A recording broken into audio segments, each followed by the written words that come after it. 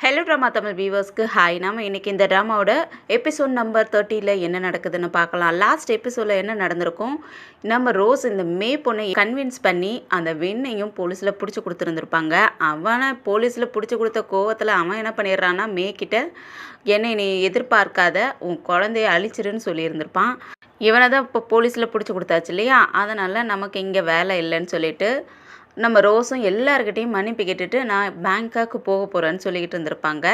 அதே போல் கோன் வீட்டில் வந்துட்டு நினைவு பலகைகளாக வச்சுருப்பாங்க இல்லையா, அவங்க பெரியவங்க இறந்தவங்களுக்கு நினைவு பலகைகளாக வச்சுருந்துருப்பாங்க இல்லையா, அவங்கக்கிட்டேயும் போயிட்டு மன்னிப்பு கேட்டுட்டு நான் நாளைக்கே கிளம்பிடுவேன்னு சொல்லிக்கிட்டு இருந்திருப்பாங்க. அந்த சமயத்தில் கோனும் பின்னாடியே இதை பார்த்துக்கிட்டு தான் இருந்திருப்பாரு. அதுக்கப்புறம் கோனும் அவங்கக்கிட்ட பேசணுங்கிறதுக்காக வெளியே கூட்டிகிட்டு வந்துடுறாரு.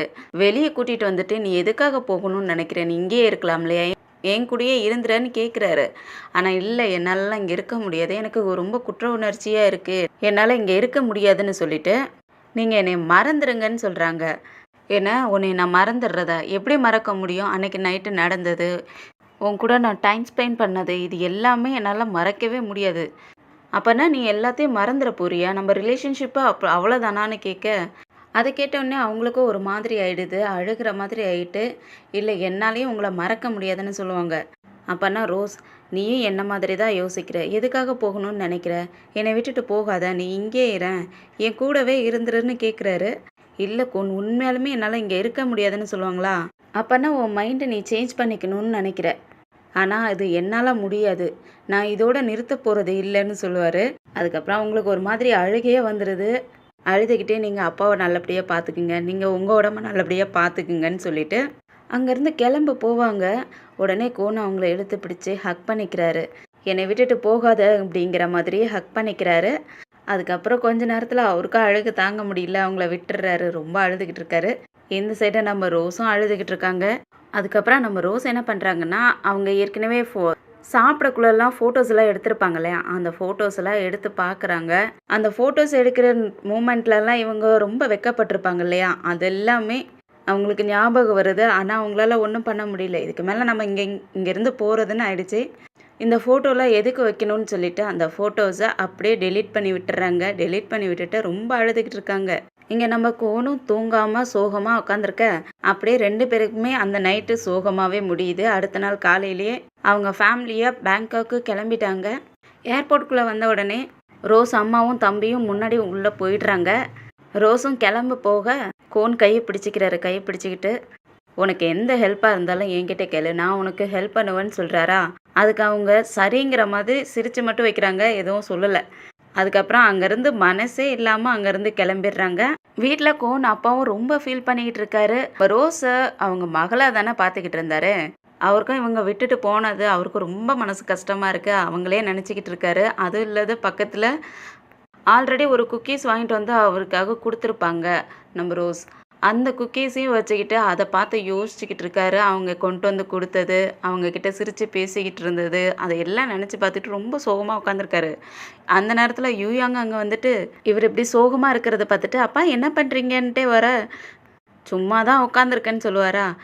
அவர் சோகமாக இருக்கிறதால சரி எப்படியாவது மாற்றணும் அப்படின்ட்டு அந்த பொண்ணு என்ன பண்ணுறான்னா, அப்பா நான் உங்களுக்கு கோல்டன் சாங்லாம் பார்க்கலாமா, போட்டு காட்டுட்டா அப்படின்னு கேட்குறதுக்கு, கோல்டன் சாங்கா, அது ரோஸ் தானே ஓப்பன் பண்ணி விடுவா, உனக்கு தெரியுமான்னு கேட்குறதுக்கு, எனக்கும் தெரியும் நானும் செஞ்சு காட்டுறேன் இருங்கன்னு சொல்லிட்டு டேப்பை எடுத்துகிட்டு வந்து அவருக்காக அந்த கோல்டன் சாங்கையும் எடுத்துக்கிட்டு இருப்பா.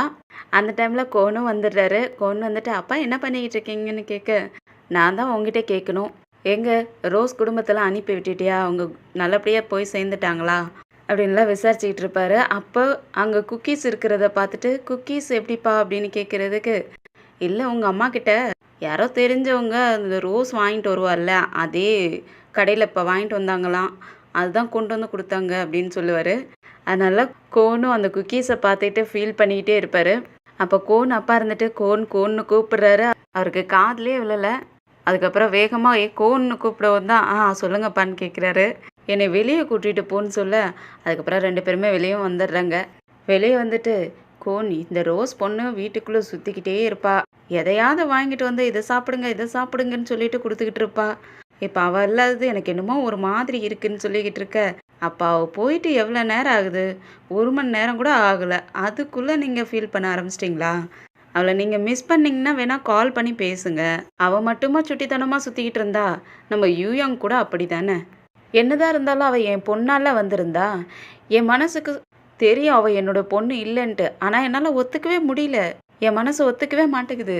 அப்போ நீங்கள் இந்த அளவுக்கு அவளை மிஸ் பண்ணுறீங்கன்னா அவளுக்கு கால் பண்ணி பேசுங்க. இல்லைன்னா புக்கெட்டுக்கும் பேங்காக்கும் ஒரே 1 மணி நேரம் தான் ட்ராவலிங். வேணா போய் பார்த்துட்டு வாங்க. ஏன் இவ்வளோ ஃபீல் பண்ணுறீங்கன்னு கேட்குறதுக்கு அதை நீ சொல்கிறியா? நீ அவள் இல்லாத ஓகேவா தான் இருக்கியா? நான் என்னமோ அவளை என்னோட பொண்ணாக தான் லவ் பண்ணிக்கிட்டு இருக்கேன். ஆனால் நீ லவ் பண்ணுறது உன்னால் நிறுத்த முடியுமா? நீ ஃபீல் பண்ணலையான்னு கேட்குறாரு. அப்பா அவள் தான் இங்கே இருக்க மாட்டேன்னு சொல்கிறாள்ல. அவள் நிறையவே மிஸ்டேக் பண்ணியிருக்காப்பா. அவள் என்ன தான் இங்கே எதுவுமே நடக்காத மாதிரி இருந்தாலும் கூட அவளை மாதிரி பொண்ணு எனக்கு நல்லாவே தெரியும். அவளால் இங்கே இருக்கவே முடியாது அப்படின்னு சொல்லிட்டு கோன் ரொம்ப சோகமாக நின்றுட்டு இருக்காரு. இங்கே பேங்காக்கு நம்ம ரோஸ் வந்தாங்க இல்லையா, எல்லா கம்பெனிலையும் ஏறி இறங்குறாங்க. எனக்கு வேலை கொடுங்க வேலை கொடுங்கன்னு எல்லா கம்பெனிலும் கேட்டு பார்க்குறாங்க. எந்த கம்பெனியுமே ஒத்துக்க மாட்டேங்கிறாங்க. அதுலேயும் நீ வின் கம்பெனியில் இருந்தால் ஒர்க் பண்ணிக்கிட்டு இருந்த. நீங்கள் 2 பேரும் தானே போயிட்டு அந்த குடும்பத்தை ஏமாத்துனீங்க. அந்த விஷயம் எல்லாமே நியூஸில் ஸ்ப்ரிட் ஆகிடுச்சு. உன்ன மாதிரி ஒரு பொண்ணுக்கு எங்களாலலாம் வேலை கொடுக்க முடியாதுன்னு சொல்லி துரத்தி விட்டுடுறாங்க.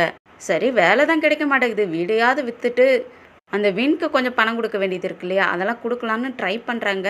ஆனால் அந்த வீடும் விற்றப்பாடு கிடையாது. யாரும் வாங்கிக்க மாட்டேங்கிறாங்க. வந்து பார்த்துட்டு வீடு நல்லா க்ளீனாக வச்சுருக்கீங்க, சூப்பராக இருக்குது. ஆனால் நான் உங்களுக்கு சொல்கிறேன் டைம் கொடுங்கன்னு சொல்லிட்டு போயிடுறாங்க. அதனால் ரோஸும் செம்ம டென்ஷன் ஆகிடுறாங்க. அழுகிற மாதிரி ஆகிடுறாங்க. எனக்கு நான் பண்ண வேலைக்கு நம்ம வீடும் விற்க மாட்டேங்குது, எனக்கு ஜாபும் கிடைக்க மாட்டேங்குது, எனக்கு உயிரோடு இருக்கிறதே பிடிக்க மாட்டேங்குதுன்னு சொல்லிட்டு அழுதுகிட்டு இருக்க அவங்க அம்மா தான் சமாதானப்படுத்துகிறாங்க. அப்படிலாம் எதுவும் நினைக்காத, எல்லாமே சரியாயிடும், போக போக எல்லாம் சரியாயிடும்ன்ட்டு சமாதானப்படுத்திக்கிட்டு இருக்காங்க. அப்போ தான் ராட் சொல்கிறான், அக்கா நீ எதுக்காக கவலைப்படுற? நாம் ஜாப் கிடைச்சா இந்த வீடு விற்றா தான் வாழ முடியுமா என்ன? நம்மளால் எதையும் செஞ்சு வாழ முடியும், எதுக்கும் கவலைப்படாதன்னு சொல்லவும் அவங்களுக்கும் அப்போ தான் கொஞ்சம் நம்பிக்கை வருது. அதுக்கப்புறம் அவங்க டியூஷன் எடுக்கிறதுக்காக ஒரு அட்வர்டைஸ் ஒன்று பண்ணிக்கிட்டு இருக்காங்க. ஒரு வழியே இந்த வெண்ணுக்கும் ஜட்ஜ்மெண்ட்டும் வந்துருச்சு. அவனுக்கு 7-8 வருஷம் ஜெயில் தண்டனை கொடுத்துட்டாங்க. அப்போ அந்த வெண்ணுக்கு செம்ம கோபமாகுது. கோனையும் முறைச்சி பார்த்துக்கிட்டு இருப்பான்னா மே பக்கத்தில் வந்துட்டு, நீங்கள் எதுக்கும் கவலைப்படாதீங்க, நான் உங்கள் கம்பெனியை பார்த்துக்கிறேன், நீங்கள் வெளியே வந்ததுக்கப்புறம் நம்ம ஹாப்பியாக இருக்கலாம் அப்படின்னு சொல்லிக்கிட்டு இருக்கா. அந்த பொண்ணையும் பிடிச்சி திட்டி விட்டுறான். என்ன ரொம்ப நல்லவ மாதிரி வந்து பேசிக்கிட்டு இருக்க, ஒன்னால தானே இதெல்லாம் நடக்குது, இப்போ என்னவோ ரொம்ப நல்ல பொண்ணு மாதிரியே பண்ணிக்கிட்டு இருக்க, என்கிட்ட ஒன்றும் நீ நல்ல பொண்ணு மாதிரியெல்லாம் நடிக்க தேவையில்லைன்னு சொல்லி கத்துவானா. அவனை போலீஸும் அங்கேருந்து இழுத்துட்டு போய்ட்றாங்க ஜெயிலில் போடுறதுக்கு. இவன் இப்படி திட்டவும் மேக்கு ரொம்ப கவலையாயிடுது. நம்ம இவன் நல்லதுக்குன்னு பண்ண போனால் இவன் நம்மளை எப்படி பேசுகிறானேன்னு சொல்லிட்டு அவள் சோகமாக வரா. அப்போ கோன் வெளியே தான் இருப்பாரா. இவளை பார்த்த உடனே எதுக்கும் நீ கவலைப்படாத, நாங்கள் இருக்கோம், நான் உனக்கு எந்த ஹெல்ப்பாக இருந்தாலும் பண்ணுவோம், நீ எந்த ஹெல்ப்பாக இருந்தாலும் எங்ககிட்ட கேளுன்னு சொல்லவும் அந்த பொண்ணுக்கு அப்போ தான் கொஞ்சம் நிம்மதியாகுது. ரொம்ப தேங்க்ஸ் கோன்னு சொல்லிட்டு அங்கேருந்து கிளம்பிடுறா. நம்ம ரோஸ் வீட்லேயே ரோஸும் அவங்க ஃபேமிலியும் சேர்ந்து அந்த ஃபுட்டெல்லாம் டெலிவரி பண்ணிக்கிட்டு இருந்தாங்க இல்லையா, அந்த மாதிரி நிறைய ஃபுட்டெல்லாம் டெலிவரி பண்ணிக்கிட்டு இருக்காங்க. நம்ம ஜொமேட்டோலலாம் பைக்கில் கொண்டு போய் டெலிவரி பண்ணிக்கிட்டு இருக்காங்க இல்லையா, அதே போல் இவங்களும் டெலிவரி பண்ணிக்கிட்டு இருக்காங்க வீடு வீடாக. அப்போ இவங்களை பார்க்கறதுக்காக யூயாங்க அங்கே வந்துடுறா. யூயாங்க பார்த்த உடனே ரோஸ் அம்மாவுக்கும் அந்த ஹெல்ப்பருக்கும் ரொம்ப ஹாப்பி ஆகிடுது. நீ அங்கே எப்படி வந்த, எப்படி இருக்க அப்படின்ட்டு நல்லா ஹாப்பியாகவே அந்த பொண்ணுக்கிட்ட பேசிக்கிட்டு விசாரிச்சுக்கிட்டு இருக்காங்க. அப்போ ராட்டோ அங்கே வந்துட்டு ஃபுட்டெல்லாம் டெலிவரி பண்ணுறதுக்காக அவங்க அம்மா கிட்ட கொண்டு வந்து கொடுத்துக்கிட்டு இருக்கான். அப்போ இந்த பொண்ணை பார்த்தோன்னே, யூயாங் நீ எப்போ வந்தங்கிறதுக்கு, நான் உன்னை மிஸ் பண்ணேன் அதனால் இங்கே வந்துட்டேன்னு சொல்கிறா. அதை கேட்டு நம்ம ராட்டோ வெக்கப்பட ஆரம்பிச்சிடுறான். உடனே இந்த பொண்ணும் பேச்சை மாற்றி விட்டுருது. ஃபுட்டெல்லாம் சூப்பராக ஸ்மெல் வருது, நல்லா இருக்கே, என்ன செஞ்சுருக்கீங்கன்னு சொல்லிட்டு அப்படியே பேச்சை மாற்றி விட்டுறா. அதுக்கப்புறம் அந்த பொண்ணு தனியாக கூட்டிகிட்டு போய் உட்கார வச்சுட்டு சாப்பாடெல்லாம் கொடுக்குறான். அந்த பொண்ணு சாப்பிட்டு பார்த்துட்டு, வாவ் சூப்பராக இருக்குது, எவ்வளோ சூப்பராக சமைச்சிருக்க, ரொம்ப டேஸ்ட்டாக இருக்குன்னு சொல்லிகிட்டு இருக்கா. இதெல்லாம் நீ மட்டுமே செஞ்சுக்கிட்டு இருக்கியான்னு கேட்குறதுக்கு, இல்லை அம்மா அப்புறம் கூட இருக்கிறவங்க அக்கா கூட எனக்கு ஹெல்ப் பண்ணுறான்னு சொல்கிறான். நீ ஃபுட்டெல்லாம் ரொம்ப சூப்பராக சமைக்கிற, உன் பின்னாடி நிறைய பொண்ணுங்க சுற்றுவாங்கல்லன்னு கேட்குறா. அப்படிலாம் ஒன்றும் இல்லை, ஒரு பொண்ணு சுற்றுறா அப்படின்னு சொல்லுவேன்னா. அப்படின்னா உனக்கு கேர்ள் ஃப்ரெண்ட் இருக்கான்னு கேட்குறா. அது எனக்கு தெரியல, ஆனால் நான் ஒரு பொண்ணு மேலே க்ரஷ்ஷாக இருக்கேன் அப்படின்னு சொல்லுவேன்னா. உண்மையாவா அப்படின்ட்டு மூஞ்சி சோகமாக ஆயிடுது. மூஞ்சி சோகமாக வச்சுக்கிட்டு, அந்த பொண்ணு உன்னை லவ் பண்ணுறா தானேன்னு கேட்குறதுக்கு, அது எனக்கு தெரியல, ஆனால் அந்த பொண்ணு என்னைய மிஸ் பண்ணுறேன்னு மட்டும் சொல்லியிருக்கான்னு சொல்லவும் இந்த பொண்ணுக்கு ஒன்றுமே புரியல. நாம் தானே இப்போ சொன்னோம் அப்படின்னு சொல்லிட்டு என்னையா நீ சொல்றேன்னு கேட்க, ஆமான்னு அவன் சொல்லுவானா, அந்த பொண்ணு ரொம்ப வெட்கப்பட ஆரம்பிச்சிடுறா. வெட்கப்பட்டுட்டு நல்லா சாப்பிடுறா. ஒரு பொண்ணு வெட்கப்படுறப்ப இவ்ளோ சாப்பிடுவாளான்னு தெரியல. அவனுக்கும் இந்த பொண்ணு பண்றத பார்த்துட்டு சிரிப்பாயிடுது. அவ சாப்பிடுறதுல அந்த சாப்பாடெல்லாம் உதட்டுலயே ஒட்டிக்குமா, "ஏய் என்ன இப்படி சாப்பிடுற? பாரு உதட்டுக்கு ஓரமெல்லாம் ஒட்டிக்கிட்டு இருக்கு" அப்படின்னு சொல்லிட்டு தொடச்சி விடுறான். அப்ப அப்படியே 2 பேரும் ஒருத்தருக்கு ஒருத்தர் பார்த்துட்டு, திரும்பவும் வெட்கப்பட ஆரம்பிச்சுடுறாங்க. உடனே அந்த பொண்ணு, "எங்க ரோஸ காணோம்? ரோஸ மீட் பண்ணணுங்கிறதுக்காக தான் நான் வந்தேன்னு" கேட்கிறா. "ரோஸ் இங்க இல்ல. என்ன உங்க அண்ணன் சொல்லி தான் இங்க வந்தியா? உங்க அண்ணன் தான் அனுப்பி விட்டாரான்னு" கேட்க, அந்த பொண்ணு ஆமாங்கிற மாதிரி பார்க்க, அப்படியே நம்ம ரோஸை தான் காட்டுறாங்க. நம்ம ரோஸ் 2 குழந்தைங்களுக்கு டியூஷன் சொல்லி கொடுத்துக்கிட்டு இருக்காங்க. அந்த குழந்தைங்களுக்கு டியூஷன் சொல்லி கொடுத்துட்டு வெளியே வந்துட்டு அவங்க ஃபோனில் செக் பண்ணி பார்க்குறாங்க. எவ்வளோ பணம் சேர்த்துருக்கோம், எவ்வளோ வந்திருக்குன்னு சொல்லிட்டு செக் பண்ணி பார்க்குறாங்க. அப்படியே இந்த வெண்ணை தான் காட்டுறாங்க. இந்த இந்த வெண்ணை போலீஸ் கூட்டிகிட்டு வந்துட்டு இருக்காங்க. நம்ம ரோஸ் பார்க்கறதுக்காக அவன் வந்திருப்பாங்க போல. அவனை பார்க்கறதுக்கே அவங்களுக்கு பயமாக இருக்குது. அதோடு தான் இந்த எபிசோடு முடியுது.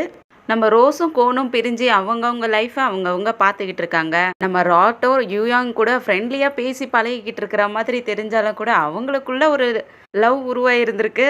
அது நம்ம ரோஸும் ரொம்ப கஷ்டப்பட்டு பணத்தை கொஞ்சம் சேர்த்து வச்சு இந்த விண்ணை பார்க்கறதுக்காக வந்திருக்காங்க. அவனை பார்க்குறப்பே அவங்களுக்கு பயமாக இருக்குது. அவன் ஜெயிலுக்கு வந்ததுக்கப்புறம் இப்போ தான் ஃபஸ்ட் டைம் ரோஸை பார்க்குறான். என்ன சொல்ல போகிறான், என்ன பண்ண போகிறான்ட்டு நம்ம அடுத்த எபிசோடில் வெயிட் பண்ணி பார்க்கலாம். இந்த வீடியோ பிடிச்சிருந்துச்சுன்னா லைக் பண்ணுங்கள், உங்கள் ஃப்ரெண்ட்ஸ் அண்ட் ஃபேமிலிக்கு ஷேர் பண்ணுங்கள்.